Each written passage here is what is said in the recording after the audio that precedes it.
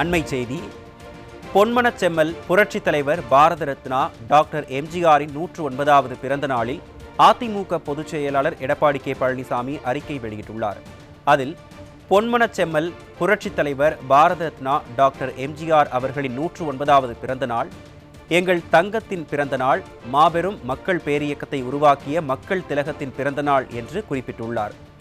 தீய சக்தியின் ஆட்சியிலே இருள் சூழ்ந்திருந்த தமிழகத்தை மீட்டெடுத்து ஒளியேற்றி குடும்ப ஆட்சிக்கும் கொடுங்கோல் ஆட்சிக்கும் முடிவு கட்டி மக்கள் ஆட்சியை உருவாக்கியதோடு சட்டமன்ற தேர்தலில் தொடர் வெற்றியை பெற்று கழகத்திற்கு பெருமை சேர்த்திட்ட மகத்தான தலைவராம் நம் புரட்சி தலைவர் எம்ஜிஆர் அவர்களை அவர் தம் பிறந்த நாளில் போற்றி வணங்கி தமிழ் மொழிக்காக, தமிழ் இனத்திற்காக, தமிழ்நாட்டிற்காக தன்னையே அர்ப்பணித்து தமிழர்களை தலைநிமிர வைப்பதற்கும் அநீதியை அழித்து நீதியை நிலைநாட்டுவதற்கும் அவர் ஏந்திய ஆயுதமான அனைத்திந்திய அண்ணா திராவிட முன்னேற்றக் கழகத்திற்கு நம் அரசியல் எதிரிகள் எத்தனை திட்டங்கள் தீட்டினாலும் அவை அனைத்தையும் தவிடு பொடியாக்கி தமிழக மக்களுக்கு நல்லாட்சியை வழங்குகின்ற கடமையும் பொறுப்பும் நம் அனைவர் முன்பும் இருக்கின்றது என அதிமுக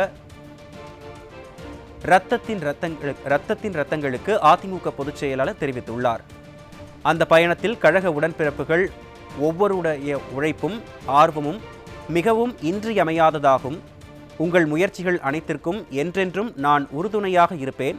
நாம் அனைவரும் ஒன்று சேர்ந்து அனைத்திந்திய அண்ணா திராவிட முன்னேற்றக் கழகத்தை வெற்றி பாதையில் அழைத்துச் செல்வோம், வெற்றி வாகை சூடுவோம் எனவும் குறிப்பிட்டுள்ளார்.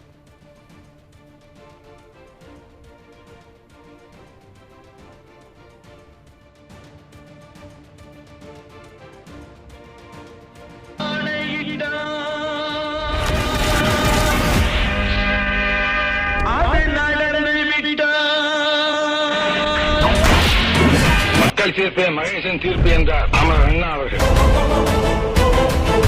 என் உடம்பிலே இத்தனை ஆண்டுகளாக உறுதி வளர்ந்திருக்கிறது, சூடேறி கொண்டிருக்கிறது, சூடு தனியாமல் இருக்கிறது என்றால் தமிழ் கூறும் நல்லுலகம் தந்த வாழ்ப்பாகும். அந்த தமிழ் உலகத்திற்கு நான் தொண்டு செய்ய வேண்டும் என்கிற ஆர்வம் என்னை அறியாமலே வந்தது. எந்த ஒரு தேர்தல் வந்தாலும் அனைவரும் ஒருமித்த கருத்தோடு உழைத்து தேர்தல் பணியாற்றி மாபெரும் வெற்றியை தேடி தருவீர்கள் என்று நான் நிச்சயமாக நம்புகின்றேன். அனைவருக்கும் என்னுடைய அன்பான ஆசையம், நாளை நமதே, இந்த நாடும் நமதே.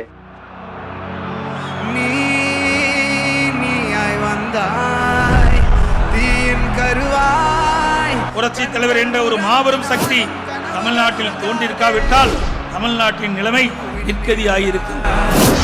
புல்லாங்குழலா